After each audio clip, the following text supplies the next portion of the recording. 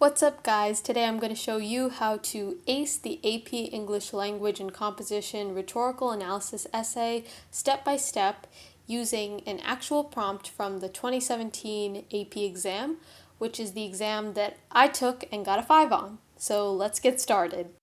For this essay, you are given a passage and you are asked to analyze the rhetorical devices used by the speaker or the author of the passage. So you are given 40 minutes to complete this essay. I suggest that you annotate your passage and plan the essay for roughly 5 to 8 minutes, and you can spend 32 to 38 minutes to actually write the essay.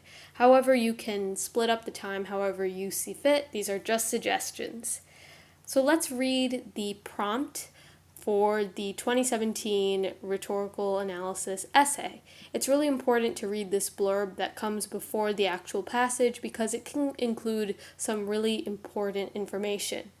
You can pause this video to read it over, but I'm going to jump right in. So we can see here that the passage is going to be the opening to a speech. So this is really important because what we're about to read is not the whole speech itself, but rather just the introduction. So let's keep that in mind when we are annotating. Next, we can see that the author is an American journalist and politician, and she is actually addressing journalists herself. So we know now who the speaker and who the audience is. We can also see that Luce, or the speaker, is going to criticize the American press. So the tone of the speech is going to be pretty critical, and the speech itself is, the introduction to the speech is about how the American press tends to perhaps exaggerate or not necessarily tell the truth about news stories because they're looking for sensationalist news. And here's the really important part. We are going to analyze how the speaker uses the introduction to prepare the audience for her message. So that is the purpose of the introduction in total. Let's keep that in mind as well. And when we're looking at the structure of our essay itself, our introductory paragraph can be really short. It can be actually just 2 to 3 sentences. We first want to explain the purpose of the excerpt, and then we'll jump right into our thesis, which will be the last sentence of our introductory paragraph.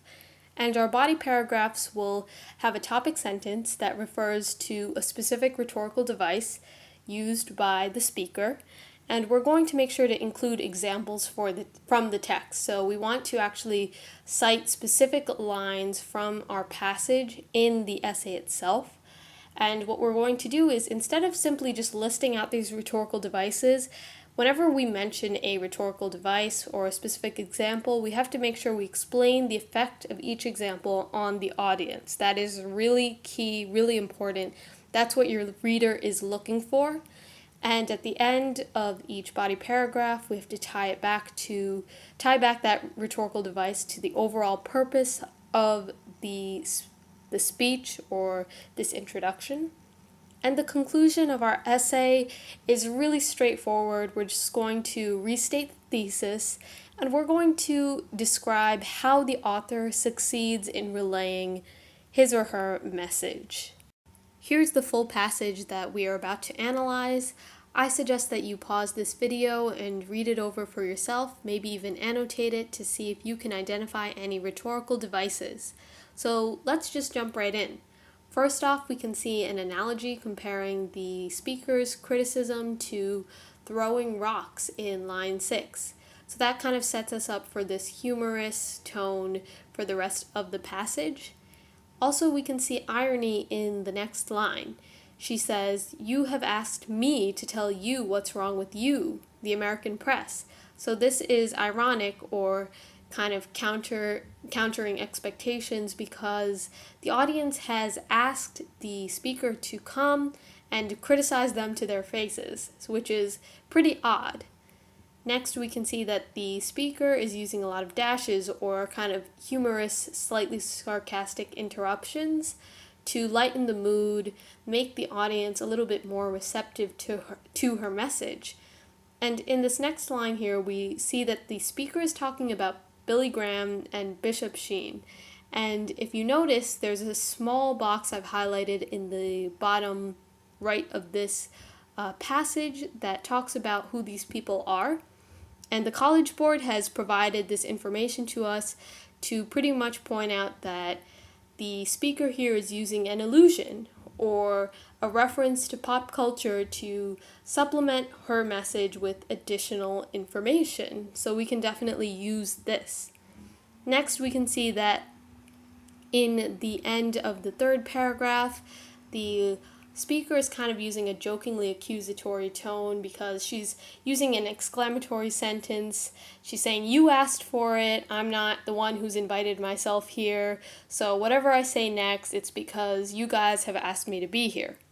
And now we see a shift in the tone of this passage because the speaker is now kind of switching to a more introspective, pondering tone because she's asking a rhetorical question. She asks the audience, for what is good journalism all about? And now she's seeking to actually answer this question in the rest of her introduction. We see a lot of repetition because she repeatedly says the phrase, "it is the effort," for the next 3 sentences at the beginning of those sentences. So we see here that the speaker is actually answering her own question. And she's using illustration to actually prove what her point is. She's using specific examples. She's talking about how journalism can cover anything from a summit conference to astronomical phenomena. And next, we see that she uses an emotional appeal, or pathos. So the speaker is appealing to the audience's own struggles to pursue the truth because she knows that her audience is made of journalists who have probably sometimes failed in their own careers, and they also probably know what it's like to fall short of the truth. So she's definitely appealing to the audience's own memories in their own careers. And lastly, she's also using another appeal to the audience's sense of honesty because the speaker is saying that even if this goes against the journalist's professional grain, she wants them to know that they have to tell the truth. They have a duty to remain faithful to the news story even if they don't make as much money or sell as many newspapers.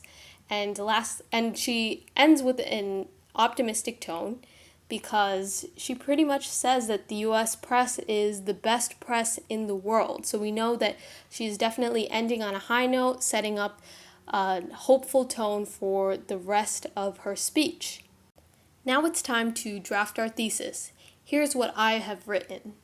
While emphasizing the press's duty to tell the truth, Luce uses humor and an appeal to the journalist's sense of honesty to make the audience more receptive to her criticism. So notice how I've structured my thesis. I've structured it so that the rest of the essay is going to have 2 body paragraphs. You can see that because my first body paragraph is going to talk about Luce's use of humor, and my second body paragraph is going to talk about her appeal to the journalist's sense of honesty. So those are 2 kind of larger rhetorical devices that I'm going to talk about in my essay. And this is really important. I have specifically highlighted what the function of these rhetorical devices is in the essay. The function is to make the audience more receptive to her criticism. Let's look at what examples of rhetorical devices we can talk about in each of our body paragraphs. So in our first body paragraph, a great example of humor is that rock throwing analogy in lines 5 to 6.